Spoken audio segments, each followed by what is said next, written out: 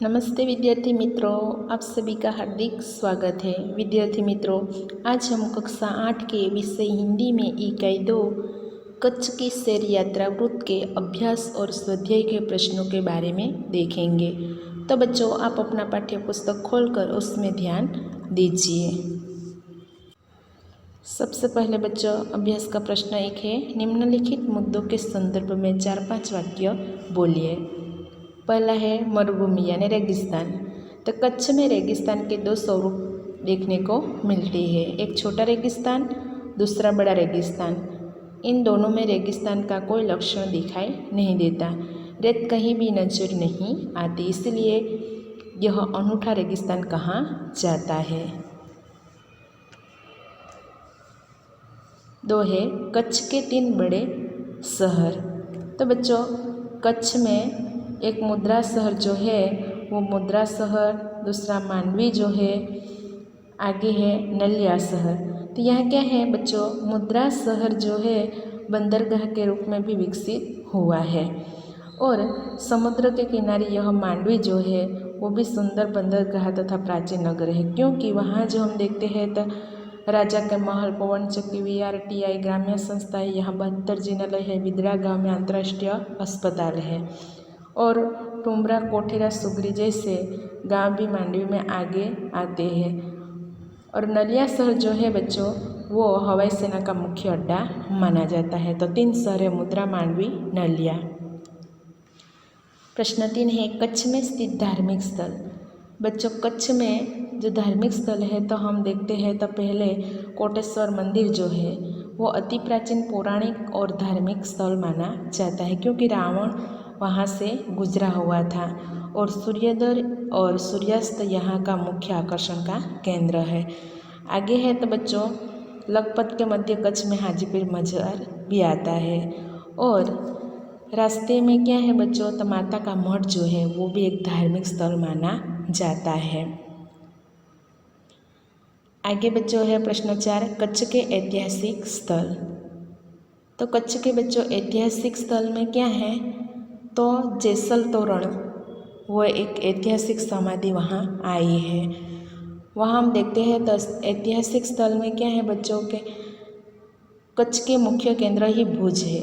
भुज में आईना महल, प्राग महल, टावर, स्वामीनारायण मंदिर, हिल गार्डन, अमृतसर तालाब, पूज्य पहाड़, लोक संग्रहालय, विश्वविद्यालय जैसे ऐतिहासिक स्थल हमें देखने को मिलते हैं। और बच्चों साथ में देखते हैं तो धोलावीरा जो है वह धोलावीरा मोहनजोदड़ो का एक हमें स्मरण होता है, क्योंकि प्राचीन नगरी में हम यहाँ 5000 वर्ष पुराने अवशेष जो है वहाँ देखने को मिलते हैं। और दूसरा जो है तो जैन यात्रा धाम जो है वो 2500 वर्ष पुराना है, और भूकंप से खंडित हो गया था, उसका पुनर्निर्माण कार्य हो गया, और वह एक आधुनिकता का स्पर्श होता है। तो बच्चों इसी प्रकार क्या करना है, 4-5 वाक्य बोलना है, लिखना है। प्रश्न 2, निम्नलिखित प्रश्नों के उत्तर दीजिए।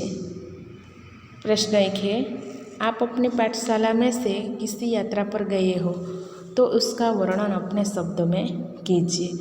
बच्चों, अपनी पाठशाला में से किसी यात्रा पर गए हो तो उसका वर्णन अपने शब्दों में करना है। तो क्या है कि हमें स्कूल से एक दिवसीय प्रवास का पावागढ़ ले गए थे। मैं भी इस प्रवास में शामिल हो गई थी। सुबह 6 बजे बस में हम लोग स्कूल से निकले थे। दोपहर 11 बजे वहाँ पहुँच गए। नाश्ता करने के बाद हम पर्वत पर चढ़ने शिक्षकों के साथ कतारबंद निकल पड़े। पहाड़ का रास्ता बड़ा टेढ़ा मेढ़ा और चढ़ाई वाला है। कुछ यात्री रोपवे से भी ऊपर नीचे आ जा रहे थे। एक के बाद एक कोट के साथ दरवाजे पार कर रहे हम ऊपर पहुँचे। वहाँ दूधिया तालाब था, जहाँ कुछ लोग स्नान कर रहे थे। हमने दूधिया तालाब के किनारे लकुलिश मंदिर देखा। पावागढ़ पर महाकाली का मंदिर है, जिसका बड़ा महत्व है। हमने देवी के दर्शन किए। ऊपर से सब चीज़ें बड़ी मनोहर दिखाई दे रही थी। यहाँ का प्राकृतिक सौंदर्य अविस्मरणीय है। हमने आजवा तालाब भी देखा जहाँ से वडोदरा शहर को पानी मिलता है। फिर हम लोग पावागढ़ से नीचे उतरे, खाना खाकर विश्राम किया और खेले। फिर शाम 5 बजे बस वापस अहमदाबाद की ओर चल पड़ी। हम सब बस में गाने गाते और बातें करते हुए रात के 10 बजे अहमदाबाद आ गए। आज भी वह प्रवास बहुत ही याद आता है। तो बच्चों, अपने शब्दों में जो यात्रा की है उसके बारे में यहाँ वर्णन करना है। दूसरा है, आपने की हुई यात्रा का वर्णन करते हुए अपने मित्र को पत्र लिखे। तो बच्चों, यह क्या है, अपने मित्र को क्या करना है, पत्र लिखना है यात्रा वर्णन करते हुए। प्रश्न 3 है, दिए गए शब्द मिले ऐसी पहेलियों का निर्माण कीजिए। बच्चों, पहेलियाँ बनाना है। पहला है सितारा।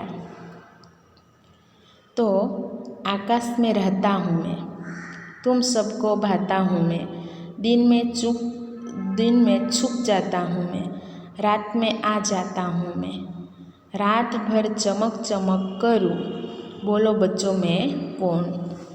इस तरह बच्चों क्या है, पहेलियाँ बनाई जाती है। तो सितारा। दूसरा है, गणेश जैसी मेरी सूंड, विशाल मेरी काया, रंग है मेरा काला, बोलो बोलो मैं कौन। तो बच्चों क्या है, हाथी। तीसरा है चिराग। अंधेरा भगाता हूँ, धूम से पानी पीता हूँ, शाम होते ही मेरी याद आए, सोचो मैं हूँ कौन। तो बच्चों क्या आएगा, चिराग। चौथा है पाठशाला। ज्ञान का मंदिर हूँ मैं, बच्चों मुझसे मत घबराओ, नियमित मेरे पास आओ, पढ़ लिख कर महान बनो, बताओ मैं कौन। तो पाठशाला। तो बच्चों, इसी प्रकार ये शब्द दिए गए हैं, इस शब्द को क्या करना है, पहेलियों का निर्माण करना है। अभ्यास के प्रश्न बच्चों हमने देख लिए। अब हम स्वाध्याय के प्रश्नों के बारे में देखेंगे। प्रश्न 1 है, दिए गए शब्दों को शब्दकोश के क्रम में लिखिए। बच्चों, यहाँ शब्द दिए गए हैं, अभ्यास, विनय, संध्या, प्रगति, अभिवादन, महकना, संग्राम, शायर, हमदर्द, चिराग। ये शब्द जो है इसे शब्दकोश के अनुसार हमें क्या करना है, लिखना है। तो पहला आएगा अभिवादन, उसके बाद आएगा अभ्यास, बाद में चिराग, प्रगति, महकना, विनय, उसके बाद विनय, शायर, संग्राम, संध्या और हमदर्द। तो इसी प्रकार शब्दकोश में लिखना है। आगे प्रश्न 2, इस पाठ में आए प्रशंसकीय शब्दों की सूची बनाकर उनका वाक्य में प्रयोग कीजिए। तो बच्चों, प्रशंसकीय शब्द जो है अधीक्षक, प्रभारी, आयकर, डाकघर, कचहरी आदि प्रशासनीय शब्द जो है वो शब्द यहाँ इस पाठ में आता है। तो शब्द की सूची बनाकर क्या करना है बच्चों, वाक्य में प्रयोग करना है।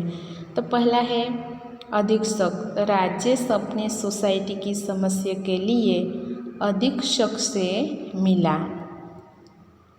दूसरा है, काम करवाने के लिए प्रभारी से मिलना पड़ेगा। तीसरा है आयकर, यानी हमें समय पर आयकर भर देना चाहिए।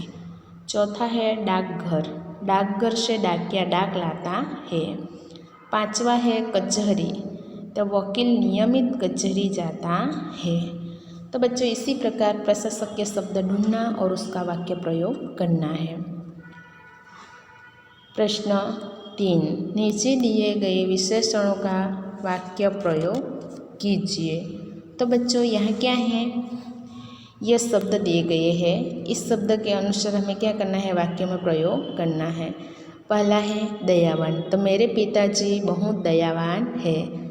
दूसरा मूल्यवान, तो मुझे मेरे मित्र ने मूल्यवान वस्तु भेंट दी। तीसरा है कृपालु, तो मेरी कृपालु सज्जन से मुलाकात हुई। चौथा है थोड़ा सा, मुझे थोड़ा सा पानी चाहिए। अच्छा, तो गीता अच्छा गाना गाती है। सुंदर, तो बगीचे में सुंदर फूल खिलते हैं। प्रिय, तो राधिका मेरी प्रिय सखी है। तो इसी प्रकार बच्चों क्या करना है, विशेषण जो है इस विशेषण शब्द को वाक्य में प्रयोग करना है। आगे है प्रश्न 4, दिए गए परिच्छेद का हिंदी में अनुवाद कीजिए। तो बच्चों ये क्या है, परिच्छेद दिया गया है, इस परिच्छेद को क्या करना है, हिंदी में अनुवाद करना है। हिरण नदीनी पश्चिम बाजुए सूरजदादा विदाय लई રહ્યા છે। क्या आएगा, हिरण नदी के पश्चिम में सूरजदादा विदाय ले रहे हैं। आगे, संध्या टाणे पंखीओना टोळा पोताना माळा भणी उड़ी रह्या छे। भैंसोनो खाड़ू अने गायोना गण पोताना मालिकना घर भणी वળી रह्या छे। तो शाम के समय पक्षियों के झुंड अपने घोंसले की ओर उड़ रहे हैं। भैंसों और गायों के झुंड अपने मालिक के घर की ओर जा रहे हैं। त्यारे झरमर वर्षानी शरूआत थई। सौ असह्य गर्मीनी पीड़ामांथी मुक्तिनो आनंद ले रह्या हता। इसी समय रिमझिम वर्षा का प्रारंभ हुआ। सब असह्य गर्मी के पीड़ा से मुक्ति का आनंद ले रहे थे। मात्र मानव ज नहीं, पशु पक्षी अने जीव जंतु पण साता अनुभववा लाग्या। तो मात्र मनुष्य ही नहीं, लेकिन पशु पक्षी जीव जंतु सुख का अनुभव करने लगे। तो बच्चों यह क्या करना है कि हिंदी में अनुवाद करना है। एक बार फिर से देख लेते हैं कि हिरण नदी के पश्चिम में सूरजदादा विदाई ले रहे थे। शाम के समय पक्षियों के झुंड अपने घोंसले की ओर उड़ रहे थे। भैंसों और गायों के झुंड अपने मालिक के घर की ओर जा रहे थे। इसी समय रिमझिम वर्षा का प्रारंभ हुआ। सब असह्य गर्मी की पीड़ा से मुक्ति का आनंद ले रहे थे। मात्र मनुष्य ही नहीं, पशु पक्षी और जीव जंतु जो है वो सुख का अनुभव करने लगे। तो बच्चों इसी प्रकार हिंदी में अनुवाद करना है। अंत में है प्रश्न 5, अपूर्ण कहानी पूर्ण कीजिए। क्या है, एक गांव था। इस गांव में एक गरीब किसान रहता था। उसके 2 बेटे थे। बड़े का नाम रामू और छोटे का नाम क्या था बच्चों। यहाँ से हमें जो अधूरी कहानी है उसे पूर्ण करना है। तो छोटे का नाम क्या था बच्चों, शामू था। रामू और शामू। बड़ा लड़का थोड़ा आलसी था। जितनी भी ज़मीन अपने हिस्से की मिली उसे बेचकर वह शहर चला गया। छोटा जो है वो बहुत ही मेहनती और उदार था। उसने अपनी ज़मीन में मेहनत से खूब अन्न उत्पन्न किया। उधर रामू शहर में कल कारखानों में काम करते करते गंभीर बीमारी का शिकार हो गया। रामू क्या करता है बच्चों, तो कल कारखानों में काम करते करते गंभीर बीमारों का शिकार हो जाता है। शहर में सब रुपये जो है वो खर्च हो गए और कंगाल बनकर गांव लौटा। बड़े भाई की यह दशा देखकर शामू क्या करता है, शामू को दया आ गई। उसने दवाई कर उनका रोग भगाया। आजकल दोनों भाई साथ रहकर खेती बाड़ी संभालते हैं और खुश है। तो बच्चों इसी प्रकार जो कहानी है इस कहानी को हमें पूर्ण करना है। तो बच्चों हमने स्वाध्याय कच्छ की सैर यात्रावृत्त के अभ्यास और स्वाध्याय के सभी प्रश्नों के बारे में समझ लिया है। सभी प्रश्न नोटबुक में लिखकर उसको तैयार करना। धन्यवाद बच्चों। नमस्ते विद्यार्थी मित्रों, आप सभी का हार्दिक स्वागत है। विद्यार्थी मित्रों, आज हम कक्षा 8 के विषय हिंदी में इकाई 3 मत बांटो इंसान को काव्य के बारे में पढ़ेंगे। तो बच्चों, आप अपना पाठ्य पुस्तक खोलकर उसमें ध्यान दीजिए।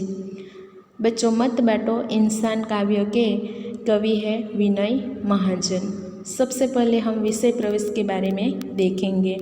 इस कविता में विनय महाजन जी ने मनुष्य को मिलजुल कर रहने की प्रेरणा दी है। मनुष्य को किसी भी भेदभाव में नहीं पड़ना चाहिए। हमें सभी भेदभावों को भुलाकर एकता की दृष्टि से इस संसार को देखना चाहिए। यह प्रकृति भी हमें निरंतर यही उपदेश देती है। इस कविता में एकता, मिलजुल कर रहना, समानता आदि मूल्य समाविष्ट है। तो बच्चों, मत बांटो इंसान को कविता में विनय महाजन जी हमें क्या कहते हैं कि हमें सभी भेदभावों को भुलाकर संसार में शांति और एकता स्थापित करनी चाहिए। मनुष्य को सभी के साथ मिलजुल कर रहना चाहिए। सभी मनुष्य में अगर एकता, समानता, भातृत्व, समरसता का भाव हो तो पूरा संसार जो है वो पूरा संसार एक परिवार बन सकता है। इन्हीं गुणों को और भावों को इस कविता में व्यक्त किया गया है। हम आपस में झगड़ना छोड़कर प्रेम का विस्तार करें, यानी मिलजुल कर रहे। यही विनय महाजन जी ने मत बांटो इंसान काव्य के द्वारा हमें यह समझाया गया है। तो सबसे पहले हम पहली पंक्ति देखते हैं बच्चों कि मंदिर मस्जिद गिरजाघर ने बांट लिया भगवान को, धरती बांटी सागर बांटा मत बांटो इंसान को। क्या है बच्चों कि मंदिर मस्जिद गिरजाघर यानी होता है ईसाइयों का पूजा स्थल, इसे कहा जाता है गिरजाघर। हिंदू लोग जो है बच्चों मंदिर में जाते हैं, मुस्लिम जो है मस्जिद में जाते हैं, ईसाई लोग गिरजाघर में जाते हैं। भगवान यानी क्या होता है? ईश्वर, प्रभु। बांटना यानी बच्चों विभाजित करना। धरती यानी धरा, सागर यानी सिंधु समुद्र, इंसान यानी मनुष्य। तो बच्चों, इस पंक्ति में कहा गया है कि मनुष्य ने मंदिर मस्जिद गिरजाघर बनाकर भगवान को बांट लिया है।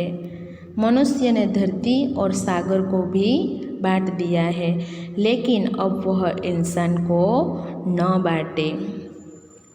फिर से एक बार बच्चों देख लेते हैं। मनुष्य ने मंदिर मस्जिद गिरजाघर बनाकर भगवान को बांट दिया है।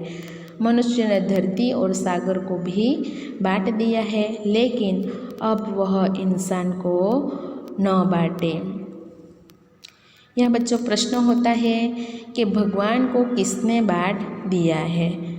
तो भगवान को मंदिर मस्जिद गिरजाघर बनाकर मनुष्य ने बांट दिया है। दूसरा प्रश्न है कि गिरजाघर किन धर्म के लोगों का धर्म स्थल है? तो गिरजाघर ईसाई धर्म के लोगों का धर्म स्थल है। यह प्रश्न होता है इंसान ने क्या क्या बांट लिया? तो इंसान ने भगवान, धरती और सागर को बांट दिया है। बच्चों, यहाँ और भी प्रश्न होता है कि लोगों ने भगवान को किस प्रकार बांट लिया है? तो लोगों ने भगवान को किस प्रकार बांटा है बच्चों? तो लोगों ने मंदिर मस्जिद गिरजाघरों में भगवान को बांट दिया है। हिंदू लोग जो है वो ईश्वर को भगवान कहकर बुलाते हैं, वे मंदिरों में जाते हैं। मुस्लिम जो है वो खुदा कहते हैं और उसे पाने के लिए मस्जिद में जाते हैं। ईसाई लोग गॉड को ढूंढने के लिए गिरजाघर में जाते हैं। इस प्रकार सभी ने धर्म के नाम पर भगवान को क्या किया है बच्चों? बांट दिया है। आगे देखो, यहाँ बच्चों हम चित्र के माध्यम से भी देख सकते हैं कि क्या है। तो मंदिर मस्जिद और गिरजाघर, यहाँ मंदिर मस्जिद और गिरजाघर है। इसी तरह क्या किया है बच्चों? यहाँ भगवान को विभाजित कर दिया है। यहाँ दूसरी पंक्ति में देखो, अभी राह तो शुरू हुई है मंजिल बैठी दूर है। उजियारा महलों में बंदी हर दीपक मजबूर है। बच्चों राह यानी क्या होता है? रास्ता होता है। मंजिल यानी ध्येय लक्ष्य होता है। उजियारा यानी उजाला रोशनी होता है। बंदी यानी कैदी होता है। दीपक यानी दिया। तो बच्चों इस पंक्ति में क्या कहा गया है? अभी तो रास्ता शुरू ही हुआ है, मंजिल तो बहुत दूर है। उजियाला जो है वो बड़े बड़े महलों में बंदी है और प्रत्येक दीपक जो है वो मजबूर होकर जलता रहता है। क्या है बच्चों? एक बार फिर से देख लेते हैं कि अभी तो राह शुरू हुआ है, मंजिल बहुत दूर है। उजियारा जो है वो बड़े बड़े महलों में कैदी हो गया है और प्रत्येक दीपक जो है वो दीपक मजबूर होकर जलता रहता है। तो बच्चों यहाँ प्रश्न होता है कि उजियारा कहाँ बंदी है? तो उजियारा कहाँ बंदी है बच्चों? महलों में उजियारा बंदी है। और यहाँ और भी प्रश्न होता है, उजाले को महलों में बंदी बनाने का अर्थ क्या है? तो बच्चों उजाले का महलों में बंदी बनाने का अर्थ यही होता है कि समाज में लोगों के बीच असमानता दिखाई देती है। अमीरों के घरों में हम देखते हैं तो बिजली का उजाला होता है, मगर गरीबों के घरों में अब भी दीपक जो है वो जलता है। ऐसा लगता है मानो उजाला जो है वो महलों में बंदी है। क्योंकि बच्चों हम देख सकते हैं तो अमीर लोगों के घरों में बिजली का उजाला होता है, लेकिन गरीब के घर में तो आज भी दीपक जो है यानी दिया जो है वो मजबूर होकर क्या करता है? जलता रहता है। आगे देखो, मिला ना सूरज का संदेशा, हर घाटी मैदान को, धरती बाटी सागर बाटा, मत बाटो इंसान को। बच्चों सूरज यानी क्या होता है? सूर्य होता है, भानु। यहाँ है घाटी शब्द दिया गया है बच्चों। तो घाटी का अर्थ होता है दो पहाड़ों के बीच का स्थान, जिसे कहा जाता है घाटी। तो इस पंक्ति में क्या कहा गया है बच्चों कि अभी तक हर एक घाटी और मैदानों को ज्ञान रूपी सूरज का जो संदेश है वो ज्ञान रूपी सूरज का संदेश नहीं मिला है, क्योंकि मनुष्य ने धरती को बांट दिया है और सागर को भी बांट दिया है, लेकिन अब इंसान को न बांटे। फिर से बच्चों एक बार देख लेते हैं कि अभी तक हर एक घाटी और मैदान को ज्ञान रूपी सूरज का जो संदेश है वो नहीं मिला है, क्योंकि मनुष्य ने धरती और सागर को बांट दिया है, लेकिन अब इंसान को मत बांटे। यहाँ बच्चों प्रश्न होता है सूरज का संदेश किसको नहीं मिलता? तो सूरज का संदेश हर घाटी और मैदान को नहीं मिलता है। आगे देखो, अब भी हरी भरी धरती है, ऊपर नील वितान है, पर न प्यार हो तो जग सोना जलता रेगिस्तान है। बच्चों जहाँ रेत ही रेत नज़र आए उसे क्या कहा जाता है बच्चों? रेगिस्तान कहा जाता है। यहाँ बच्चों शब्द दिया गया है वितान। वितान का अर्थ होता है विस्तार यानी अवकाश होता है, जग यानी दुनिया होता है। तो इस पंक्ति में कहा गया है बच्चों अब भी जो है यह हरी भरी धरती जो है वो समृद्ध है, हमारे ऊपर नीले रंग का आकाश फैला हुआ है। वितान यानी अवकाश, आकाश फैला हुआ है, लेकिन हमारे बीच जो प्रेम न हो तो यह संसार जो है वो सोना है, जलता हुआ रेगिस्तान की तरह बन जाएगा।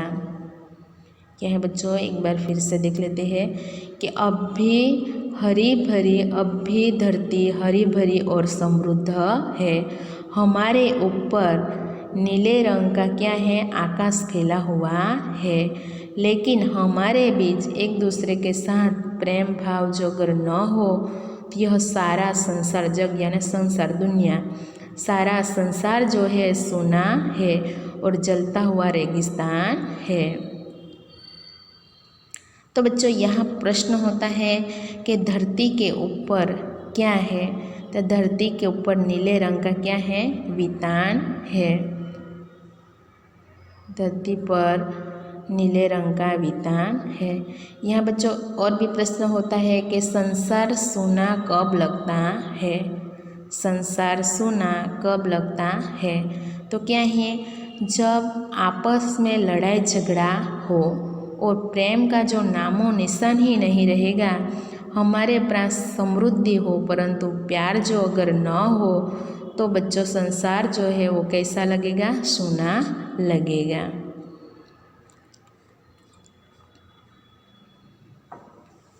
आगे है, अभी प्यार का जल देना है हर प्यासी चट्टान को। धरती बाटे सागर बाटा मत बाटो इंसान को। बच्चों यहाँ जल शब्द है, जल का अर्थ होता है पानी। यहाँ बच्चों चट्टान यानी बड़ा पत्थर होता है, शिलालेख को कहा जाता है चट्टान। तो इस पंक्ति में कहा गया है हर प्यासी चट्टान को हमें प्यार का जल देकर हमें उसकी प्यास बुझानी चाहिए। हर प्यासी चट्टान को प्यार का जल देकर हमें उसकी प्यास बुझानी चाहिए, क्योंकि मनुष्य ने धरती और सागर को बांट दिया है, लेकिन अब वह इंसान को न बांटे। एक बार फिर से बच्चों देख लेते हैं, हर प्यासी चट्टान को प्यार का जल देकर हमें उसकी प्यास बुझानी चाहिए, क्योंकि मनुष्य ने धरती और सागर को बांट दिया, लेकिन अब इंसान को न बांटे। बच्चों यहाँ प्रश्न होता है, चट्टान की प्यास कैसे बुझाई जा सकती है, तो चट्टान की प्यास प्यार के जल से बुझाई जा सकती है। और भी प्रश्न इसी प्रकार होता है बच्चों कि चट्टानों की प्यास कैसे बुझाई जा सकती है, तो जब हम मिलजुल कर रहेंगे और प्यार का जल प्यासी चट्टान को देंगे तो प्यासी चट्टान की प्यास बुझा सकेंगे। आगे है, साथ उठे सब तो पहरा हो सूरज का हर द्वार पर, हर उदास आंगन का हक हो खिलती हुई बहार पर। क्या है बच्चों, साथ उठे सब तो पहरा हो सूरज के हर द्वार पर। पहरे यानी बच्चों क्या होता है, पहरा का अर्थ होता है सुरक्षा यानी रखवाले होता है, द्वार यानी दरवाजा होता है। हर उदास आंगन का हक हो खिलती हुई बहार पर। बच्चों यहाँ बहार शब्द है, उसका अर्थ होता है सुखद वातावरण का शोभा, जिसे कहा जाता है बहार। तो इस पंक्ति में क्या कहा गया है कि यदि हम एक साथ रहे तो हर द्वार जो है, इस हर द्वार को क्या कर पाएंगे बच्चों, हर द्वार को हम सुरक्षित हो सकेंगे। हर उदास आंगन जो है, इस आंगन का खिलती हुई बहार पर हक होता है। क्या है बच्चों, यदि हम एक दूसरे के साथ रहे हर द्वार की सुरक्षा हो सकेंगे, तो हर उदास आंगन जो है, इस आंगन पर खिलती हुई बहार का हक हो सकेगा। तो बच्चों यहाँ प्रश्न होता है कि हर द्वार कैसे सुरक्षित रखेंगे, हर द्वार कैसे सुरक्षित बनेगा, तो सब एक दूसरे के साथ मिलजुल कर रहेंगे, यानी सब एक दूसरे के साथ उठेंगे तो हर द्वार जो है वो सुरक्षित बनेगा। यहाँ बच्चों और भी प्रश्न होता है, हर उदास आंगन का हक किसके ऊपर है? तो हर उदास आंगन का हक खिलती हुई बहार पर है। बहार यानी सुखद वातावरण की शोभा होता है। आगे है, रोद ना पाएगा फिर कोई मौसम की मुस्कान को, धरती बाटी सागर बाटा मत बाटो इंसान को। बच्चों यहाँ रोंदना यानी उछलना होता है।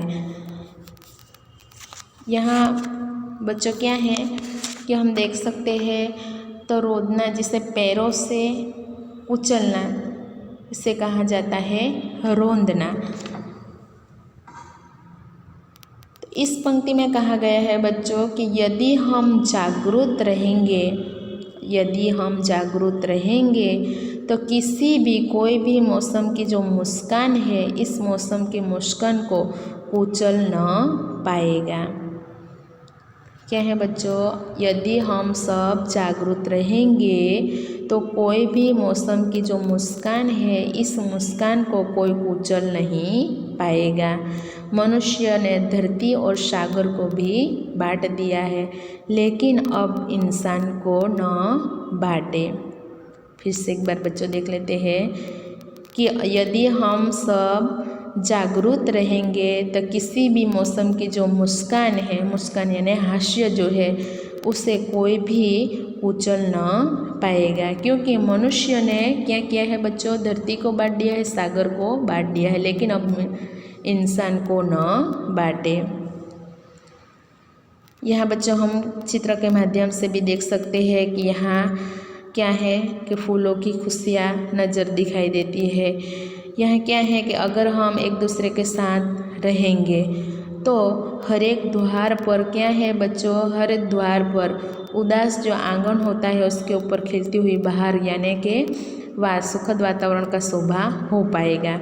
और हम एक दूसरे के साथ रहेंगे और जागरूक बनकर रहेंगे तो जो मौसम की जो मुस्कान है, मौसम की जो मुस्कान बच्चों यहाँ हम फूल के माध्यम से देख सकते हैं, तो मौसम की मुस्कान है, इस मुस्कान को कोई भी कुचल नहीं पाएगा।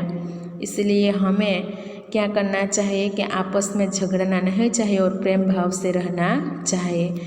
तो यहाँ विनय महाजन जी है बच्चों, वो क्या कहते हैं कि हमारे जीवन में हमें एक दूसरे के साथ मिलजुल कर रहना चाहिए, क्योंकि मनुष्य जो है वो भेदभाव के कारण क्या है, भगवान को, धरती को, सागर को बांट दिया है, लेकिन मनुष्य को अब नहीं बांटे।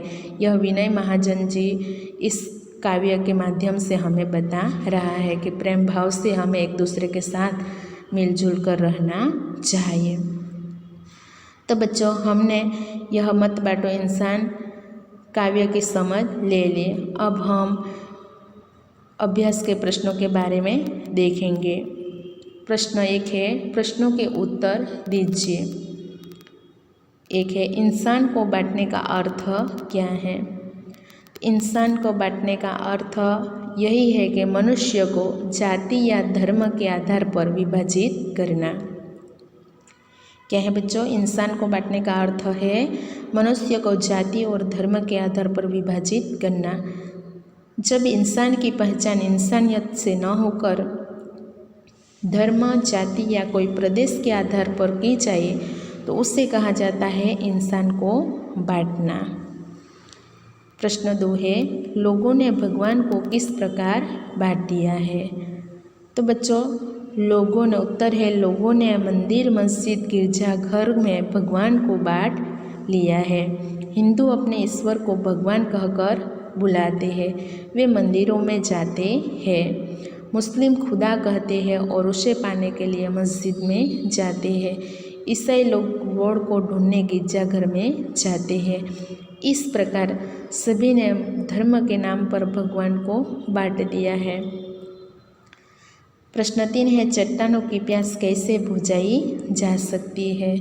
तो उत्तर है चट्टानों जब हम मिलजुल कर रहेंगे और प्यार का जल प्यासी चट्टानों को देंगे तो चट्टानों की प्यास बुझा पाएगी।